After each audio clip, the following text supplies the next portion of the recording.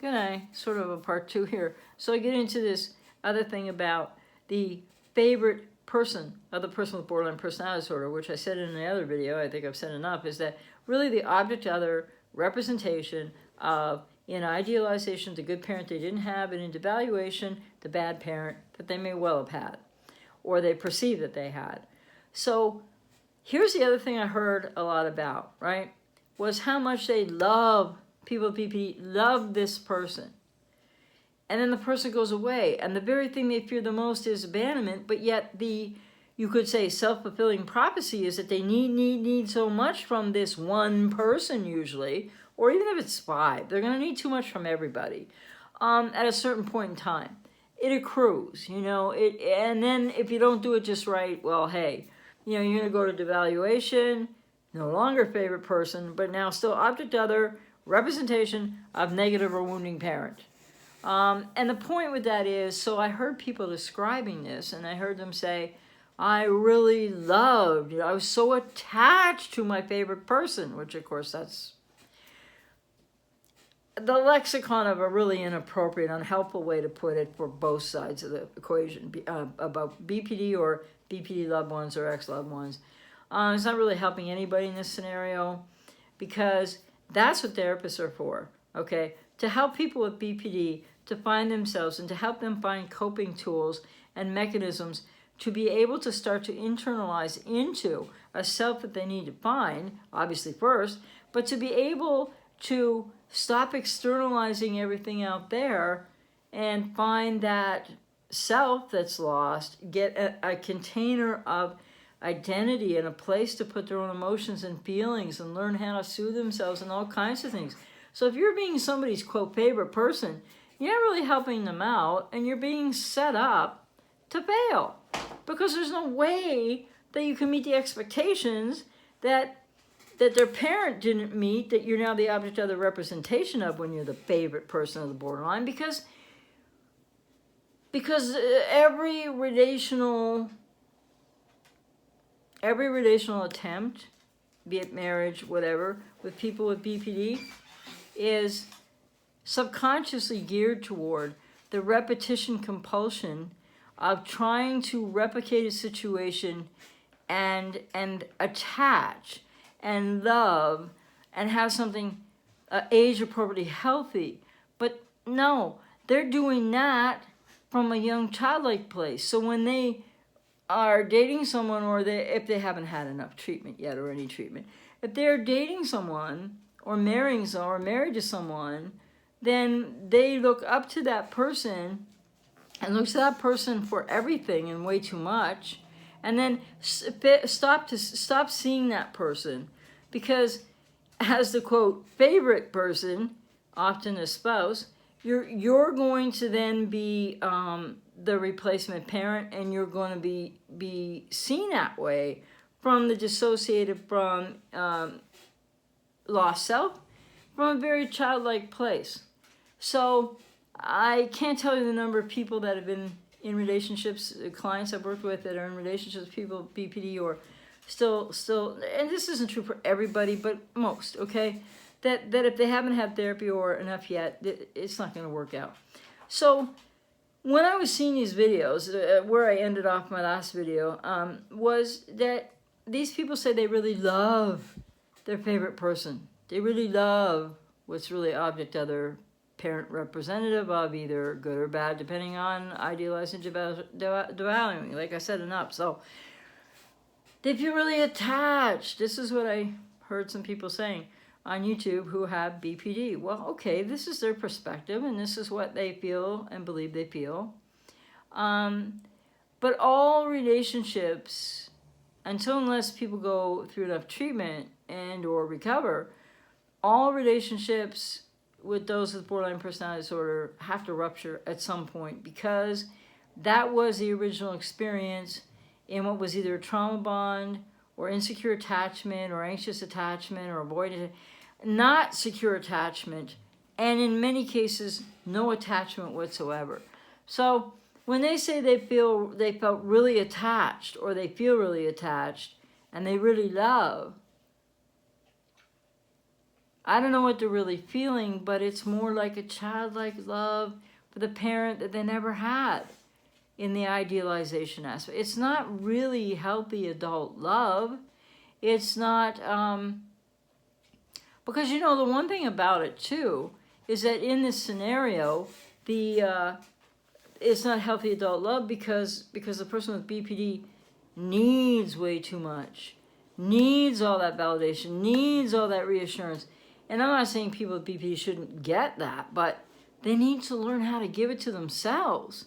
So this idea that people with BPD, they might think they're attached, but they might attach, so you could have a trauma bond attachment with them, and they with you, if you are the quote favorite person, or you know, which is really a misnomer. I don't understand why people are using that terminology or those words now, but whatever.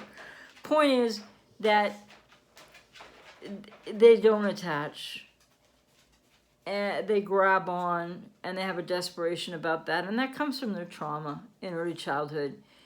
But they may not realize that. And also this love, you know, which I know I get pounded a lot for, certainly from people with BPD, maybe not always BPD loved ones or exes, but they can't love in any mature way, emotionally mature way that would be age appropriate, because it's young child sort of love, or reaching out, grasping, needing parent, object, other, or if you want to call, everybody wants to say favorite person now. I just couldn't believe when I heard it put that way. I don't know how long this has been going on, but I never came across it before. So anyway, I think this is really what is being described in the term favorite person. And as I've said before, you know, people with borderline personality disorder, if they're untreated, or they don't have enough treatment, or they've been in therapy but they're not engaging in, or they're not growing for whatever reasons, they don't securely attach to anybody, okay? And they don't love in a healthy adult way. They love in a childlike way to husband, wife, partner as the object, other, parent, representation of parent, okay? So not favorite person. It's not really what that's about. So I find it interesting that Dr. Fox talks about this, and then he said, you know, about a transitional object at one point nearing the end of his video on the favorite person of the borderline. And so, you know, yeah, a transitional object is really what people with BPD do need, and in treatment, and to work through this. And a transitional object, just think of the word, object, a transitional thing, shouldn't be another human being. And that's why I feel I just can't believe this terminology, not terminology, but I can't believe this reframe that isn't going to help people with BPD to get any better, and it isn't going to help people who are trying to love them. And people with borderline personality disorder have repetition compulsion to have relationships need to rupture because of the core wound of abandonment, because they experienced, in 75% of cases with people with BPD at least, they experienced this trauma of abandonment and or other abuse and trauma. And so with that, then there was a rupture in their early bonding attempt, in, you know, and if they formed any attachment, it certainly was not secure. It was interrupted, and in most cases it was a trauma bond. And so this is what people who love people with BPD get, is not an attachment that's healthy, not a mutual reciprocal relationship, but you're dealing with a person who's going to at some point devalue or go back and forth between idolization and devaluation, and that splitting and that all or nothing black and white thinking, because they are subconsciously from the trauma, if you will, for lack of a better way to put it, programmed to always have quiet relational rupture, because that's what happened with the trauma in the early childhood. So as my dogs go crazy in the background. So anyway, I think it's really important to know that if you are the favorite person, as everybody's now calling it, very oversimplified by the way, of a person with borderline personality disorder, that's not an enviable place to be at all. And even if it's working right now, it can't work for the long term. As I think these people with BPD talking about their, quote, favorite person, unquote, divorcing them and leaving them, which is what they mostly fear. So, but you see, you could say people with borderline personality disorder, the more they fear, the more they're jealous, the more they're possessive, the more they need you there all the time, the more they need, which is true need. I'm not trying to make light of that or be sarcastic. The more they, is it a self-fulfilling prophecy how they always end up abandoned, but they're not really abandoned, they're left for reasons that they still need to understand more about.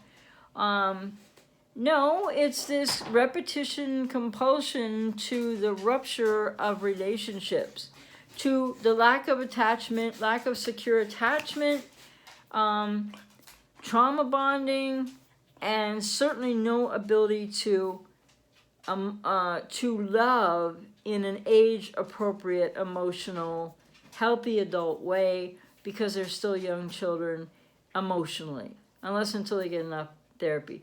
So I hope that's helpful. I'm not here to say, I mean, people can use whatever words they want. I just think that that's more to the point, what this is really describing. And that, oh my God, cut it out. If you are the favorite person of somebody with borderline personality disorder, and you're not yet married, you might want to give it some second thought that they need a lot more treatment. I don't know what they're breaking back there. Before you would, you know, it's a good idea to get married, because this favorite person idea, lovely one, I guess, but it's not helping anyone, like I said, and it's really about object-other representation. Good parent they didn't have, or bad parent they sure as heck did have, or feel or perceive they had. So it's kind of it won't help people who are labeled the favorite person, because you're really object-other, parent-object, which means you're not even getting seen or related to for who you are. Nothing mutual reciprocal in that. Nothing healthy in that. They don't attach. They trauma bond, or they just don't attach. So anyways, I think I've kind of said that over and in these two videos, but I just really wanted to make the point that this whole, it's a misnomer, it's really misleading, and it's not going to help people with BPD, and it's not going to help the people that think they're the favorite person. And if you are someone without BPD and you're around someone with BPD and you're getting labeled as a favorite person, watch out, because that's just the beginning of the end. Take care.